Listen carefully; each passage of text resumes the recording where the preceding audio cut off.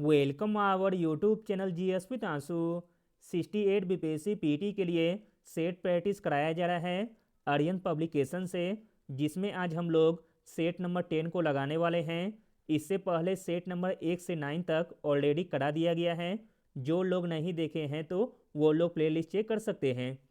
Start करने से पहले आप लोगों से एक ही रिक्वेस्ट है, प्लीज़ वीडियो को लाइक और किसी भी एक ग्रुप में शेयर जरूर कर दीजिएगा। चलिए शुरू करते हैं और आप लोग भी सोचिएगा अपना आंसर क्या हो सकता है। पहला प्रश्न है, भारत में प्रथम फ्रेंच बस्ती कहाँ स्थापित की गई थी?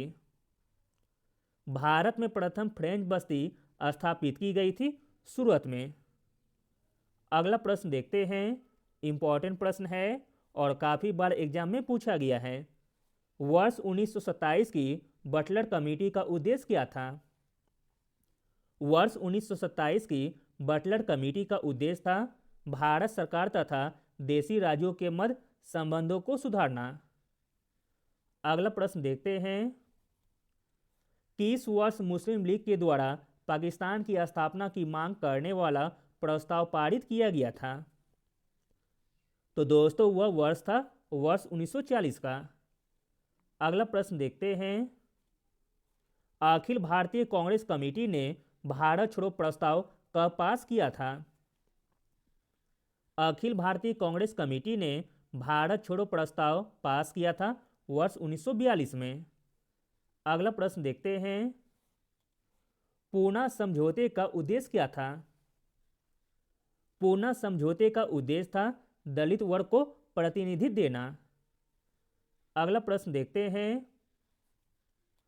निम्नलिखित में से कौन हिंदुस्तान सोशलिस्ट रिपब्लिकन एसोसिएशन के संस्थापक नेताओं में से एक थे? तो दोस्तों वह थे Bhagat Singh, option number B. अगला प्रश्न देखते हैं, भारतीय राजनीति में वर्ष 1947 के बाद किस महिला ने सर्वाधिक योगदान दिया था? वर्ष 1947 के बाद जिस महिला ने सर्वाधिक योगदान दिया था वह महिला का नाम है अरुणा आसफ अली। अगला प्रश्न देखते हैं, बंगाल का विभाजन हुआ था? बंगाल का विभाजन हुआ था 16 अक्टूबर 1905 को। अगला प्रश्न देखते हैं, इंपॉर्टेंट प्रश्न है, गौ रक्षा के मुद्दे पर बिहार के शाहाबाद, गया एवं पटना जिलों में भयानक हिंदू मुस्लिम दंगे कब हुए थे? आंसर है ऑप्शन नंबर ए, वर्ष 1917 में। अगला प्रश्न देखते हैं, अंग्रेजों द्वारा भारतीयों को वर्ष 1947 में सत्ता हस्तांतरित किए जाने के समय कांग्रेस के अध्यक्ष कौन थे? आंसर है ऑप्शन नंबर डी, जेबी कृपलानी। अगला प्रश्न देखते हैं, इंपॉर्टेंट प्रश्न है, भारत सरकार अधिनियम 1935 ने किसको समाप्त किया? भारत सरकार अधिनियम 1935 ने समाप्त किया प्रांतीय द्वैध शासन को। अगला प्रश्न देखते हैं, गौतम बुद्ध को किस नदी के किनारे ज्ञान की प्राप्ति हुई थी? तो दोस्तों वह नदी थी निरंजना नदी। अगला है, गुप्त काल की एक सुंदर कार्तिकेय की मूर्ति किस जिले से प्राप्त हुई थी? इंपॉर्टेंट प्रश्न है, गुप्त काल की एक सुंदर कार्तिकेय की मूर्ति प्राप्त हुई थी भोजपुर से। अगला प्रश्न देखते हैं, बिहार आने वाले पहले सूफी संत कौन थे? बिहार आने वाले पहले सूफी संत थे मोमिन आरिफ, ऑप्शन नंबर ए। अगला प्रश्न है, बिहार में नुहानी राज का संस्थापक कौन था? बिहार में नुहानी राज का संस्थापक था मोहम्मद शाह नुहानी। अगला प्रश्न है, एशिया का निष्प्रांत क्षेत्र किसे कहा जाता है? मोस्ट इंपॉर्टेंट प्रश्न है, एशिया का निष्प्रांत क्षेत्र कहा जाता है पामीर क्षेत्र को, ऑप्शन नंबर सी। अगला प्रश्न है, निम्न में से कौन विश्व में चांदी का सबसे बड़ा उत्पादक व निर्यातक देश है? विश्व में चांदी का सबसे बड़ा उत्पादक व निर्यातक देश है मेक्सिको। अगला प्रश्न है, हॉलैंड में समुद्र से मुक्त किए गए भूखंड को किस नाम से जाना जाता है? हॉलैंड में समुद्र से मुक्त किए गए भूखंड को पोल्डर के नाम से जाना जाता है। अगला प्रश्न देखते हैं। निम्नलिखित में से कौन सी नदियां बंगाल की खाड़ी में गिरती है? बंगाल की खाड़ी में गिरती है गंगा, ब्रह्मपुत्र, गोदावरी, महानदी, कृष्णा तथा कावेरी। इस प्रकार ऑप्शन नंबर डी सही हो जाएगा, ए और बी दोनों। अगला प्रश्न देखते हैं। निम्न में से कौन सा युग्म सुमेलित नहीं है? जो सुमेलित नहीं है वह है option number B, Bhorghat Tamil Nadu, जो कि गलत दिया गया है। भोरघाट महाराष्ट्र होना चाहिए। बाकी तीनों सही दिए गए हैं। पाल घाट केरल में है, जवाहर सुरंग जम्मू कश्मीर में है, बोमडिला दर्रा अरुणाचल प्रदेश में है। अगला प्रश्न देखते हैं। क्षेत्रफल के क्रम में भारत के बड़े राज्य हैं। क्षेत्रफल के क्रम में भारत के बड़े राज्य हैं राजस्थान, मध्य प्रदेश व महाराष्ट्र। अगला प्रश्न देखते हैं। भारत में ताम्र, स्वर्ण, लोहा, कोयला निम्नलिखित में से किस वर्ग के स्थानों से क्रमबद्ध है? तो दोस्तों वह स्थान है ऑप्शन नंबर ए, तांबा, जो कि खेतरी में पाया जाता है, स्वर्ण कोलार से, लोहा कदरेमुख से तथा कोयला झरिया से। अगला प्रश्न देखते हैं। दक्षिण भारत में प्रवाहित होने वाली किस नदी का थाला सबसे बड़ा है? मोस्ट इंपॉर्टेंट प्रश्न है। दक्षिण भारत में प्रवाहित होने वाली जिस नदी का थाला सबसे बड़ा है वह नदी है गोदावरी नदी। अगला प्रश्न है। भारत में पहला तेल शोधक कारखाना कहाँ स्थापित किया गया था? भारत में पहला तेल शोधक कारखाना स्थापित किया गया था असम के डिगबोई में। अगला प्रश्न देखते हैं। निम्नलिखित में से किस देश में प्रत्येक राज्य के लिए पृथक पृथक संविधान है? तो दोस्तों वह देश है संयुक्त राज्य अमेरिका, ऑप्शन नंबर डी। अगला प्रश्न देखते हैं। निम्नलिखित समितियों में से कौन सी एक समिति संसद की अस्थायी समिति नहीं है? संसद की अस्थायी समिति नहीं है वह है वित्त मंत्रालय की परामर्शदात्री समिति, ऑप्शन नंबर डी। अगला प्रश्न देखते हैं। वित्त बिल के लिए किसकी पूर्व स्वीकृति आवश्यक है? आंसर है ऑप्शन नंबर सी, भारत के राष्ट्रपति का। अगला देखते हैं। विधानसभा अध्यक्ष अपना त्याग पत्र किसको देता है? विधानसभा अध्यक्ष अपना त्याग पत्र देता है विधानसभा उपाध्यक्ष को। अगला प्रश्न है। निम्नलिखित में से कौन लगातार 2 बार राष्ट्रपति रहे थे?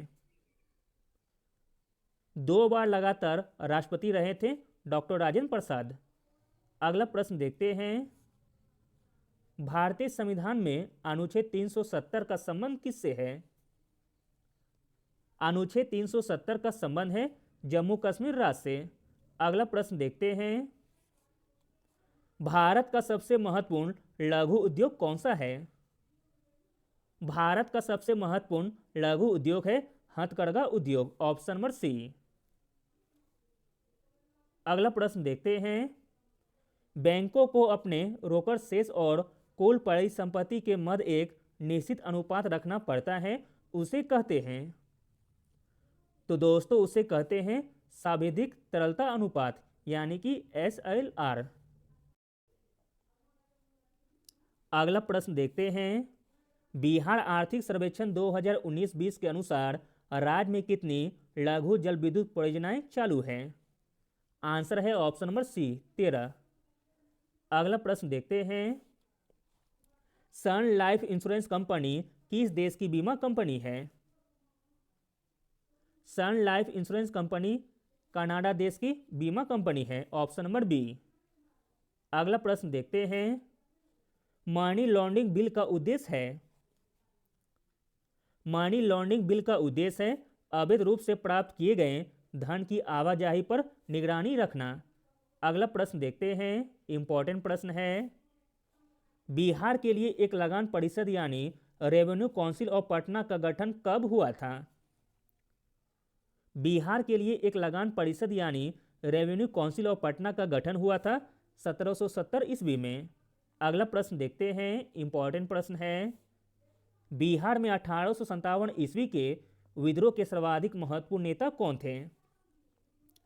बिहार में 1857 ईस्वी के विद्रोह के सर्वाधिक महत्वपूर्ण नेता थे कुंवर सिंह। अगला प्रश्न है, बिहार के क्रांतिकारी नेता खुदीराम बोस के वकील कौन थे? बिहार के क्रांतिकारी नेता खुदीराम बोस के वकील थे अमितनाथ दास। अगला प्रश्न है, इंपॉर्टेंट प्रश्न है। स्वराज आम जनता के लिए होना चाहिए, केवल वर्गों के लिए नहीं, यह कथन संबंधित है। तो दोस्तों यह कथन संबंधित है CR दास से। अगला प्रश्न देखते हैं।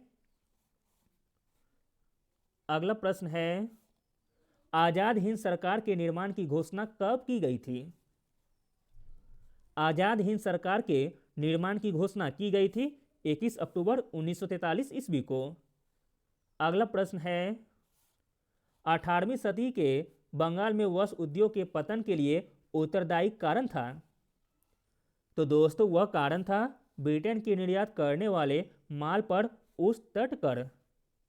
अगला प्रश्न देखते हैं, 16 अगस्त 1932 के रैमजे मैकडोनाल्ड के सांप्रदायिक पंचायत के द्वारा पहली बार किसके लिए एक पृथक निर्वाचक समूह बनाया गया?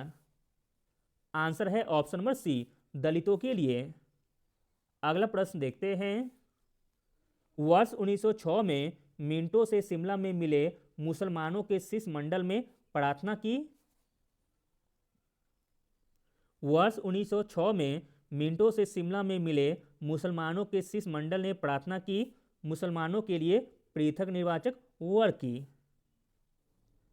अगला प्रश्न देखते हैं, इलाहाबाद में संपन्न कांग्रेस कार्यकारिणी समिति की बैठक अप्रैल मई 1947 में निम्नलिखित सदस्यों में से एक सदस्य भारत के नाजीवाद, फांसीवाद, साम्राज्यवाद विरोधी निश्चित रूप के कारण जापान के विरुद्ध गोरिल्ला युद्ध में अपनी योजना के पक्ष में बहुमत जुटाने में सक्षम हुए थे। तो दोस्तों वे थे Jawaharlal Nehru, option number D. अगला प्रश्न देखते हैं, महात्मा गांधी का मानना था कि द्वितीय विश्व युद्ध में भागीदार का मतलब निम्नलिखित सिद्धांत का उल्लंघन होगा। आंसर है ऑप्शन नंबर बी, समानता का। अगला प्रश्न है, मुगल प्रशासन में मदद ए मास इंगित करता है। मुगल प्रशासन में मदद ए मास इंगित करता है विद्वानों को दी जाने वाली राजस्व मुक्त अनुदत्त भूमि से। अगला प्रश्न देखते हैं, निम्नलिखित में से किस सुल्तान ने बेरोजगारों को रोजगार दिलाया? तो दोस्तों वह सुल्तान थे फिरोज तुगलक। अगला प्रश्न है, सूफी संत मखदूम शरफुद्दीन मनेरी का संबंध किस संप्रदाय से था? आंसर है ऑप्शन नंबर डी, फिरदौसी संप्रदाय से। अगला प्रश्न देखते हैं, दास्तान ए अमीर हमजा का चित्रांकन किसके द्वारा किया गया था? इंपॉर्टेंट प्रश्न है। दास्तान ए अमीर हमजा का चित्रांकन किया गया था मीर सैयद अली के द्वारा। अगला प्रश्न है, जब अपने राजत्व प्राप्त किया तो वह शरीयत के नियमों और आदेशों से पूर्णतः स्वतंत्र था। बर्नी ने यह कथन किस सुल्तान के लिए कहा था? तो दोस्तों बर्नी ने यह कथन कहा था अलाउद्दीन खिलजी के लिए। दोस्तों आगे 10 प्रश्न मैथ के दिए गए हैं, जिन्हें भी बनाना हो तो वह वीडियो पॉज करके बना सकते हैं। मैं सभी का आंसर बता देता हूँ। 51 का आंसर होगा ऑप्शन नंबर बी। 52 का आंसर होगा ऑप्शन नंबर सी। 53 का आंसर होगा ऑप्शन नंबर ए। 54 का आंसर होगा ऑप्शन नंबर ए। 55 का आंसर होगा ऑप्शन नंबर ए। 56 का आंसर होगा ऑप्शन नंबर डी। 57 का आंसर होगा ऑप्शन नंबर ए। 58 का आंसर होगा ऑप्शन नंबर बी। 59 का आंसर होगा ऑप्शन नंबर डी।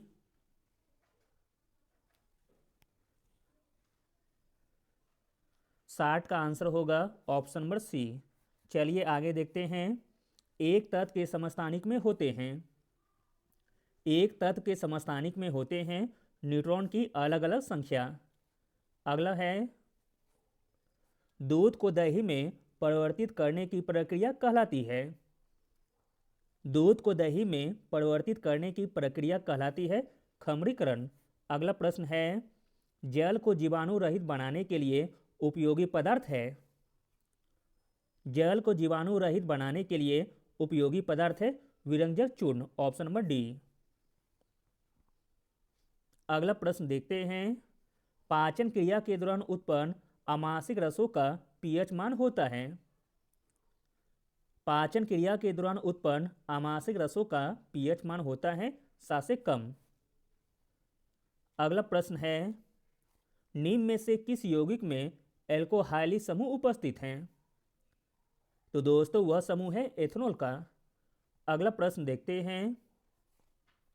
निम्नलिखित में से कौन सी धातु जल के साथ समान ताप पर क्रिया करती है। तो दोस्तों वह धातु है Na यानी कि सोडियम। अगला प्रश्न देखते हैं। सेल्यूलोज बैतून बहुलक के कौन से वर्ग से संबंधित है। आंसर है ऑप्शन नंबर बी अर्ध संश्लेषित बहुलक से। अगला प्रश्न देखते हैं। एंटीहिस्टेमिन किसका प्रति अम्ल है।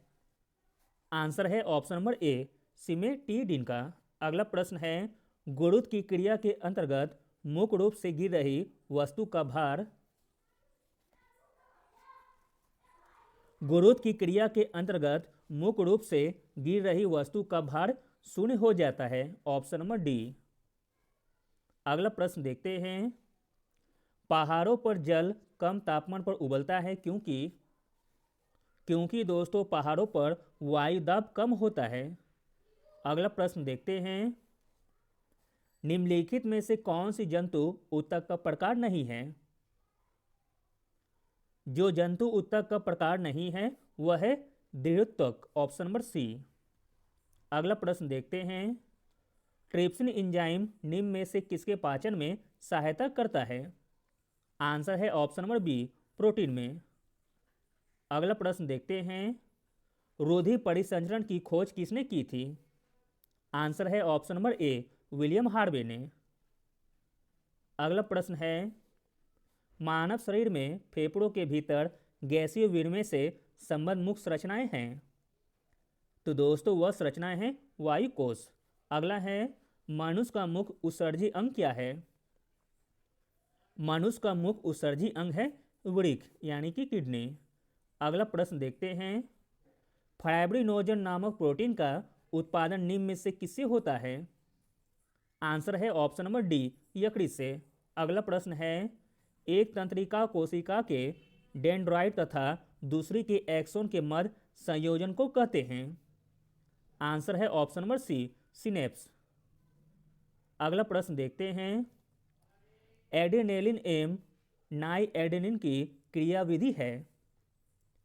आंसर है ऑप्शन नंबर बी एक दूसरे के विपरीत काम करने की। अगला है निम्न में से कौन सा रोग जल के संक्रमित होने के कारण नहीं होता है। तो दोस्तों वह रोग है हेपेटाइटिस बी जो कि जल के संक्रमित होने के कारण नहीं होता है। अगला प्रश्न देखते हैं। विश्व की सर्वाधिक संकटकारक जलीय खरपतवार कौन सा है। तो दोस्तों वह खरपतवार का नाम है आइकिकोर्निया, ऑप्शन नंबर सी। अगला प्रश्न है। सल्तनत काल में भू राजस्व का सर्वोच्च ग्रामीण अधिकारी कौन था। सल्तनत काल में भू राजस्व का सर्वाधिक ग्रामीण अधिकारी था चौधरी। अगला प्रश्न देखते हैं। हड़प्पा के एक उन्नत जल प्रबंधन प्रणाली का पता चलता है। हड़प्पा में एक उन्नत जल प्रबंधन प्रणाली का पता चलता है धोलावीरा से। अगला प्रश्न देखते हैं। इंपॉर्टेंट प्रश्न है। अर्थशास्त्र के अनुसार सीता भूमि का अभिप्राय है। अर्थशास्त्र के अनुसार सीता भूमि का अभिप्राय है जनजातियों द्वारा जोती जाने वाली भूमि से। अगला प्रश्न देखते हैं, चीनी यात्री हेनसांग ने किस विश्वविद्यालय में अध्ययन किया था? तो दोस्तों वह विश्वविद्यालय था नालंदा विश्वविद्यालय। अगला है, जिसके ग्रंथ में चंद्र मौर्य का विशेष रूप से वर्णन हुआ है वह है? तो दोस्तों वह है Vishakh Datta, option number C. अगला प्रश्न देखते हैं, निम्नलिखित में से किस मौर्य राजा ने दक्कन पर विजय प्राप्त की थी? तो दोस्तों वह मौर्य राजा थे चंद्रगुप्त। अगला है, तीसरी बौद्ध संगीति कहाँ आयोजित हुई? तीसरी बौद्ध संगीति आयोजित हुई थी पाटलिपुत्र में। अगला प्रश्न है, बिहार की पेंटिंग विधा कौन सी है? बिहार की पेंटिंग विधा है मधुबनी चित्रकला। अगला प्रश्न देखते हैं, वह स्रोत जिसमें पाटलिपुत्र के प्रशासन का वर्णन उपलब्ध है वह है? तो दोस्तों वह है इंडिका, ऑप्शन नंबर सी। अगला प्रश्न है, अशोक के शिलालेख में प्रयुक्त भाषा है? अशोक के शिलालेखों में प्रयुक्त भाषा है प्राकृत। अगला प्रश्न है, कोंकण रेल किन किन राज्यों से होकर गुजरती है?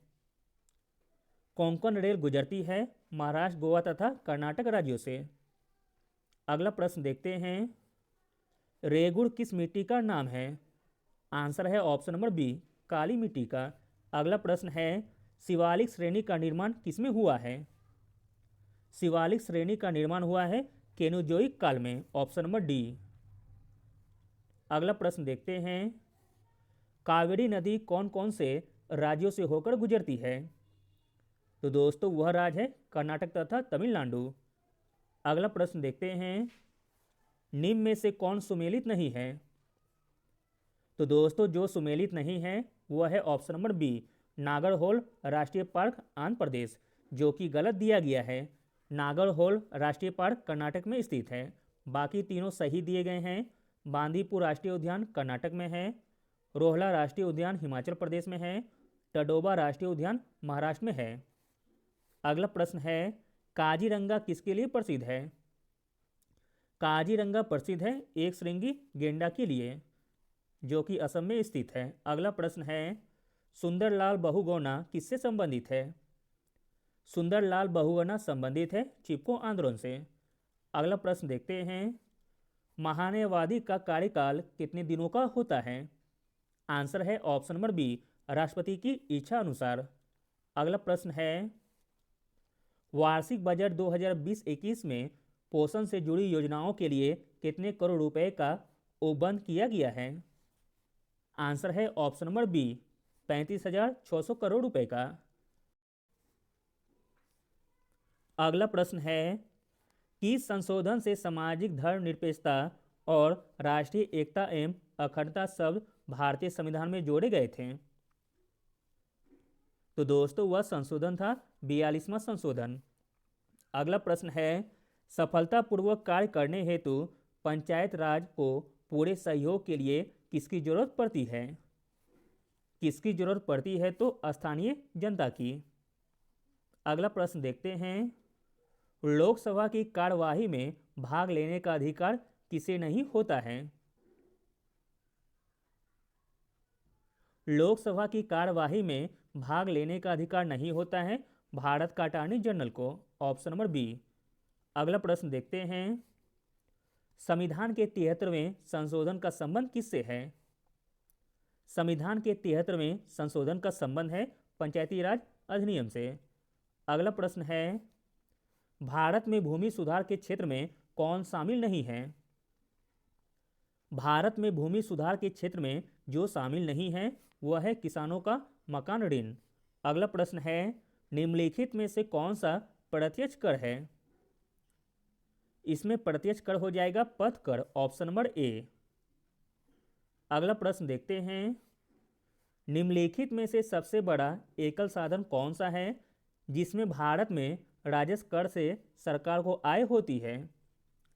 तो दोस्तों वह है वस्तु एवं सेवा कर।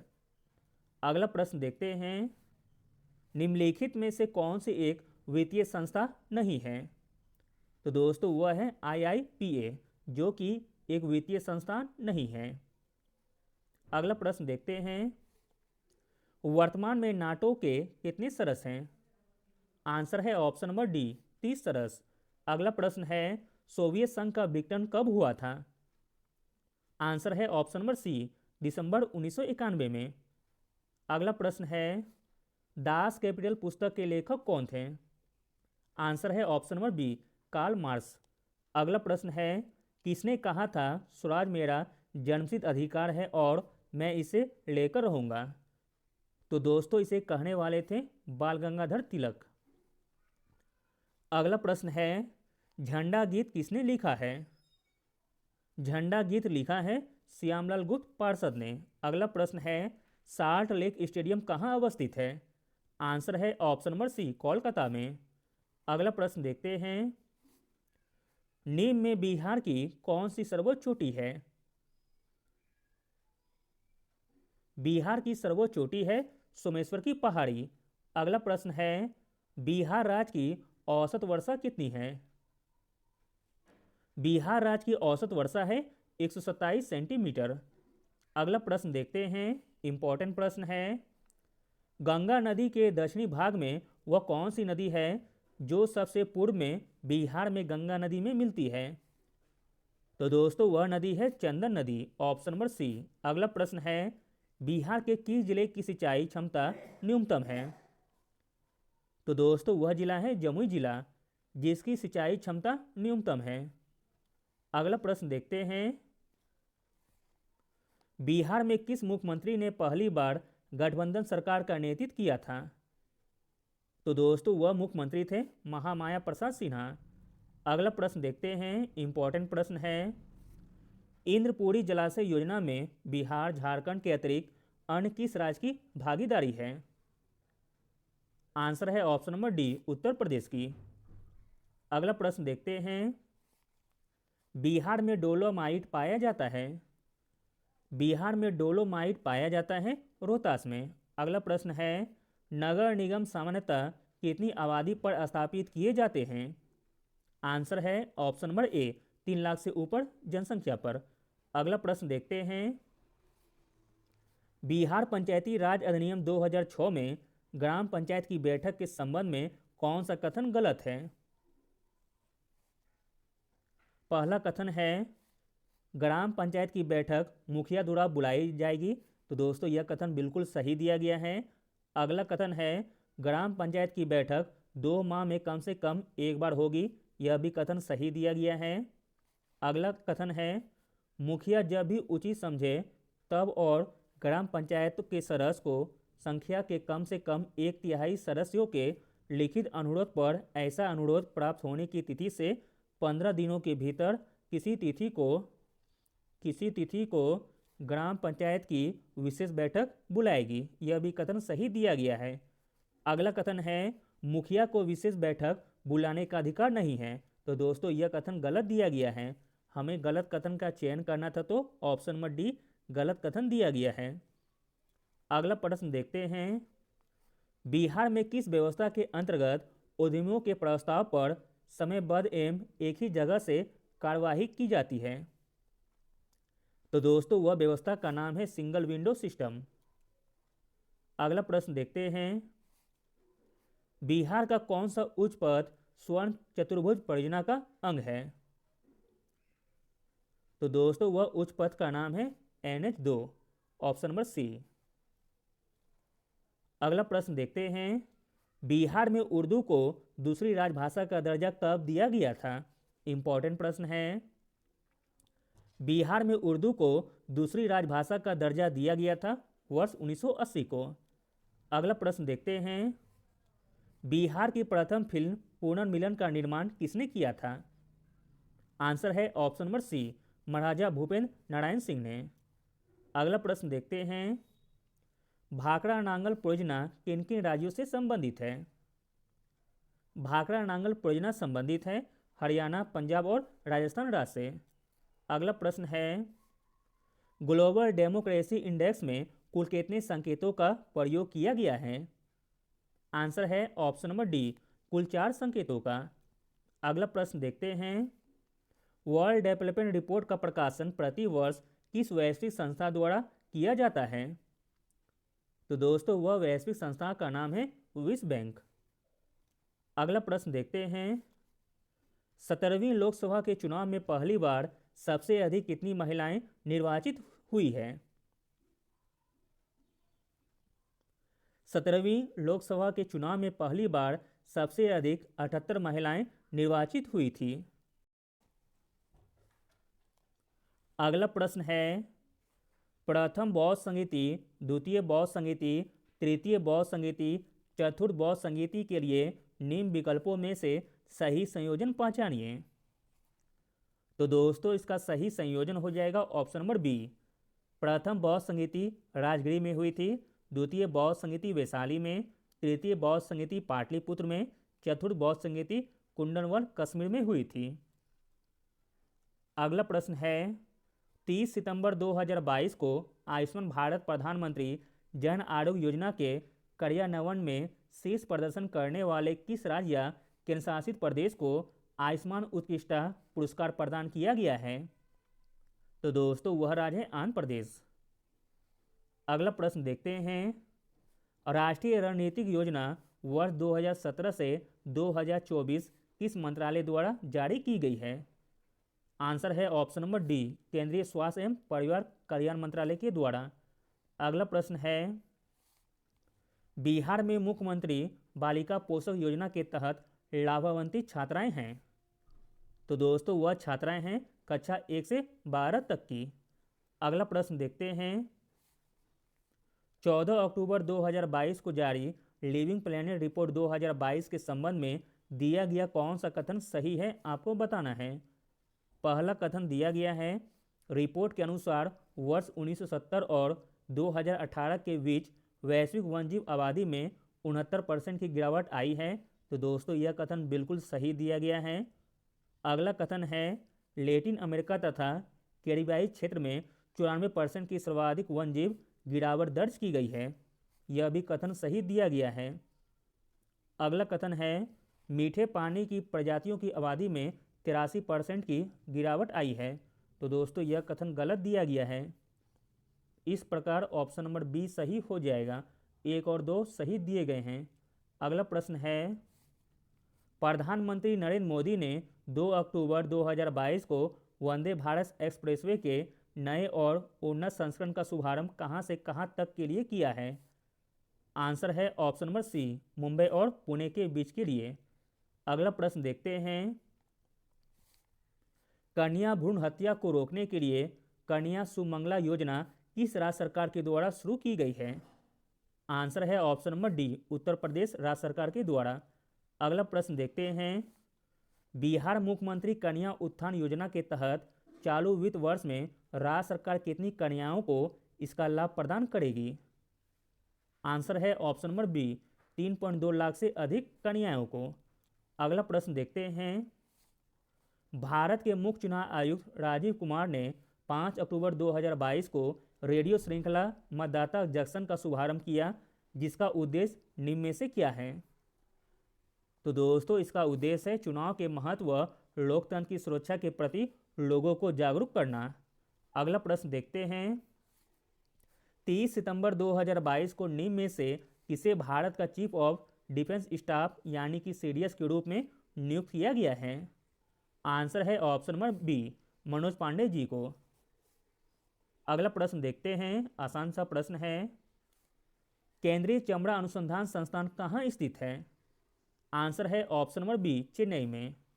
अगला प्रश्न देखते हैं, तासी गंग विश्व की सर्वाधिक ऊंची चोटी पर स्थित पोलिंग स्टेशन किस राज्य में स्थित है? आंसर है ऑप्शन नंबर बी, भारत के हिमाचल प्रदेश में। अगला प्रश्न देखते हैं, विश्व के किस देश के द्वारा डिजिटल मुद्रा के रूप में पेट्रो की शुरुआत की गई है? तो दोस्तों वह देश है वेनेजुला। अगला प्रश्न देखते हैं, विष्णु मंदिर, शिव मंदिर, पार्वती मंदिर, दशावतार मंदिर के लिए निम्न विकल्पों में से सही संयोजन पहचानिए। तो दोस्तों इसका सही संयोजन हो जाएगा ऑप्शन नंबर ए, विष्णु मंदिर जो कि तिगवा में है, शिव मंदिर भूमरा में है, पार्वती मंदिर नैना कुठार में है, दशावतार मंदिर देवगढ़ में है। अगला प्रश्न देखते हैं, विश्व चैंपियनशिप में 2 पदक जीतने वाली पहली भारतीय महिला रेसलर कौन बनी है? इंपॉर्टेंट प्रश्न है। विश्व चैंपियनशिप में 2 पदक जीतने वाली पहली भारतीय महिला रेसलर बनी है कविता कुमारी। अगला प्रश्न देखते हैं, विश्व की तीसरी सबसे बड़ी फूड चेन स्टारबक्स ने किस देश में पहला साइलेंट कैफे खोला है? तो दोस्तों वह देश है चीन, ऑप्शन नंबर सी। अगला प्रश्न देखते हैं, किब्यूथु सैंड शिविर का नाम किनके नाम पर रखा गया है? आंसर है option number B, major Somnath Sharma के नाम पर। किब्यूथु सैंड शिविर का नाम किसके नाम पर रखा गया है? तो मेजर सोमनाथ शर्मा के नाम पर। अगला प्रश्न देखते हैं, रोजर फेडरर ने 15 सितंबर 2022 को टेनिस में संन्यास की घोषणा की। फेडरर ने कितने ग्रैंड स्लैम जीते हैं? आंसर है option number B, 20 grand slam. अगला प्रश्न है, गुजरात के किस शहर में 300 मीटर लंबे अटल ब्रिज का उद्घाटन किया गया है? तो दोस्तों वह शहर है अहमदाबाद। अगला और अंतिम प्रश्न देखते हैं, संयुक्त राष्ट्र की रिपोर्ट के अनुसार 2021 में विश्व स्तर पर कितने लोग आधुनिक दासता के शिकार हैं? आंसर है ऑप्शन नंबर डी, 40 मिलियन लोग। Thank you.